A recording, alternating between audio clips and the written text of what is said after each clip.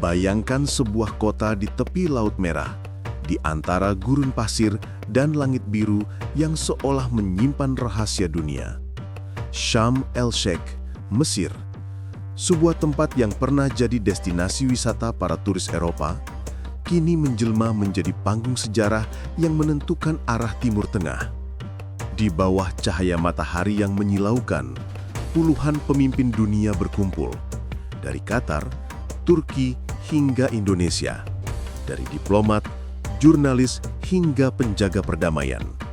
Semuanya datang dengan satu tujuan, menghentikan perang yang telah menelan lebih dari 60.000 jiwa di Palestina dan lebih dari 1.000 di Israel sejak meletus pada 7 Oktober 2023. Tapi di tengah semua wajah serius dan senyum diplomatik itu, satu sosok mencuri perhatian. Donald Trump, mantan Presiden Amerika Serikat itu, datang dengan keyakinan penuh. Ia membawa misi yang disebutnya sebagai jalan menuju perdamaian abadi. Dengan gaya khasnya, Trump melangkah ke ruang konferensi dengan percaya diri. Kamera mengikuti setiap gerakannya, setiap kata yang ia ucapkan, setiap senyum yang terasa seperti pesan kekuasaan. Dunia menatap, bertanya-tanya, apakah ini benar-benar jalan menuju damai atau sekadar babak baru dari drama panjang di Tanah Suci? Trump berbicara dengan lantang, menjanjikan akhir bagi perang yang telah menelan lebih dari 60.000 jiwa di Palestina dan lebih dari 1.000 di Israel sejak meletus pada 7 Oktober 2023. Tapi di balik semua janji itu, semua orang tahu satu hal. Tidak ada kata damai yang gratis di dunia politik. Setiap kesepakatan punya harga. Setiap deklarasi memiliki konsekuensi. Dan di Sharm el-Sheikh hari itu, dunia bersiap menyaksikan apakah harga itu sepadan. Sementara Trump menjadi pusat perhatian, ada kekuatan lain yang bekerja dalam diam. Negara-negara mediator yang selama berbulan-bulan menahan nafas dunia di ujung harapan. Mesir, tuan rumah konferensi, memainkan peran penting sebagai penengah. Di balik pintu tertutup, para diplomatnya bekerja tanpa henti menjaga komunikasi antara dua kubu yang bahkan enggan saling menatap. Qatar, di sisi lain, menjadi kunci penting dalam negosiasi. Negara kecil itu memiliki akses langsung ke Hamas dan kekuatan finansial untuk mempengaruhi arah pembicaraan. Turki, dengan Presiden Recep Tayyip Erdogan yang karismatik, mencoba tampil sebagai simbol netralitas, menjaga keseimbangan antara dunia barat dan dunia Islam. Dan di antara semua nama besar itu, ada satu negara yang kehadirannya terasa istimewa, Indonesia. Meski tidak memiliki hubungan diplomatik dengan Israel, Indonesia datang membawa suara kemanusiaan. Melalui jalur diplomasi kemanusiaan, Indonesia mendesak PBB dan OKI agar turun tangan lebih aktif, menyalurkan bantuan dan menekan dunia untuk menghentikan pertumpahan darah. Dalam setiap pidatonya, para diplomat Indonesia menegaskan, perdamaian sejati hanya bisa lahir dari keadilan. Kalimat yang mungkin sederhana, tapi menggema jauh di hati jutaan orang yang menonton dari kejauhan. Namun di atas semua itu, bayang-bayang Amerika tetap besar. Washington menjadi pengatur tempo yang tak kasat mata. Di satu sisi, mereka adalah pendukung utama Israel. Di sisi lain, tekanan opini publik global membuat Amerika harus mendorong gencatan senjata sesegera mungkin. Sebuah paradoks yang memperlihatkan betapa rumitnya politik dunia ketika kepentingan, moralitas, dan kekuasaan saling berkelindan. Hari pertama KTT dimulai dengan suasana tegang. Sekitar 30 negara hadir. Dari Amerika, Qatar, Turki, sampai Indonesia. Wartawan dari seluruh dunia memadati ruang konferensi. Mikrofon-mikrofon internasional berbaris di depan meja utama. Tapi di tengah suasana diplomasi yang kaku itu, ada satu kehadiran yang membuat semua orang terkejut. Presiden FIFA, Gianni Infantino. Ia datang atas undangan langsung dari Donald Trump. Langkah yang memicu kontroversi besar. Sebagian menilai FIFA seharusnya menjaga netralitas dan tidak ikut campur dalam urusan politik. Tapi di sisi lain, kehadirannya dilihat sebagai simbol baru bahwa bahkan olahraga kini ikut bersuara untuk perdamaian. Dunia seolah menyadari bahwa penderitaan manusia tak lagi mengenal batas arena. Dan di tengah jeda istirahat konferensi, terjadi momen yang tak luput dari sorotan kamera.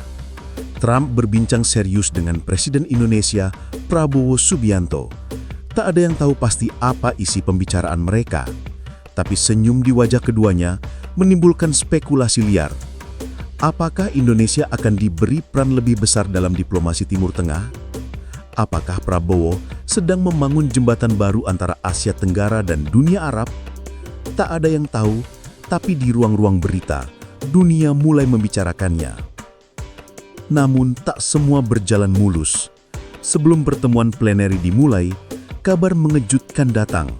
Benyamin Netanyahu, Perdana Menteri Israel, membatalkan kehadirannya. Alasan resminya diplomatis, urusan mendesak di dalam negeri. Tapi sumber diplomatik menyebut hal yang berbeda.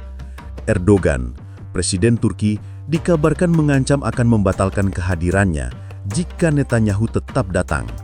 Hubungan keduanya yang telah lama memburuk membuat kehadiran mereka di satu ruangan bisa memicu ledakan diplomatik baru. Mesir pun berada di posisi sulit, mencoba menenangkan dua pihak yang sama-sama keras kepala. Di balik senyum tuan rumah, tekanan politik itu terasa nyata. Di saat yang sama, Iran mengumumkan tidak akan hadir. Menteri Luar Negeri Iran, Abbas Araghchi, menyampaikan pernyataan keras dari Teheran. Iran tidak akan duduk di meja yang sama dengan negara-negara yang menyerang kami atau menjatuhkan sanksi terhadap rakyat kami. Sikap ini mempertegas posisi Iran yang menolak dominasi Barat dalam setiap proses perdamaian. Sementara itu, Hamas juga memilih absen. Mereka menolak beberapa pasal dalam rencana perdamaian 20 poin yang diusulkan oleh Amerika, terutama yang menyebut pelucutan senjata dan pengawasan keamanan di Gaza. Ketiadaan Iran dan Hamas membuat pertemuan ini terasa timpang. Tapi Trump tetap melangkah maju. Dengan gaya santai tapi tajam, ia memanfaatkan setiap momen untuk menegaskan bahwa dialah pusat permainan diplomasi ini. Dalam satu sesi tertutup, ia bahkan melontarkan candaan yang mengundang tawa kaku para delegasi. Saya tidak menyukai semua orang di ruangan ini, tapi beberapa di antaranya punya keberanian, katanya. Kalimat yang terdengar ringan, tapi di dunia diplomasi, setiap kata punya makna ganda. Pesan itu jelas, Trump ingin dunia tahu siapa yang memegang kendali sebenarnya. Setelah berhari-hari pembahasan yang melelahkan, KTT Sharm el-Sheikh akhirnya mencapai puncaknya. Dunia menahan napas ketika 4 pemimpin utama berdiri di atas panggung. Donald Trump, Presiden Mesir Abdel Fattah el-Sisi, Emir Qatar Sheikh Tamim bin Hamad Al Thani, dan Presiden Turki Recep Tayyip Erdogan. 4 tangan yang berbeda ideologi, berbeda kepentingan, tapi kini menyatu di atas satu meja. Di depan kamera, mereka menandatangani dokumen yang diberi nama Deklarasi Damai Sharm el-Sheikh. Dunia bersorak, para jurnalis berteriak memanggil nama Trump, sementara layar-layar televisi menyiarkan momen itu ke seluruh dunia. Beberapa jam sebelum deklarasi itu diumumkan, Hamas mengembalikan 20 sandera yang masih hidup ke Israel dan menyerahkan jenazah 4 orang yang telah tewas. Sebagai balasan, Israel membebaskan 250 tahanan Palestina, termasuk anak-anak dan perempuan, serta 1.700 warga Gaza yang ditahan tanpa dakwaan. Di jalan-jalan Gaza, tangisan dan tawa bercampur jadi satu. Orang-orang saling berpelukan, bersyukur, tapi juga ragu. Karena mereka tahu, perdamaian di tanah ini selalu datang bersama ketakutan. Seberapa lama ia akan bertahan? Sharm el-Sheikh hari itu dipenuhi sorotan kamera, tepuk tangan, dan rasa lega yang jarang terlihat dalam dunia diplomasi. Namun, di balik senyum-senyum diplomatik itu, pertanyaan menggantung di udara. Apakah ini benar-benar akhir perang, atau hanya babak baru yang lebih rumit di bawah bayang-bayang kekuatan besar dunia? Deklarasi damai ini langsung menggema ke seluruh penjuru bumi.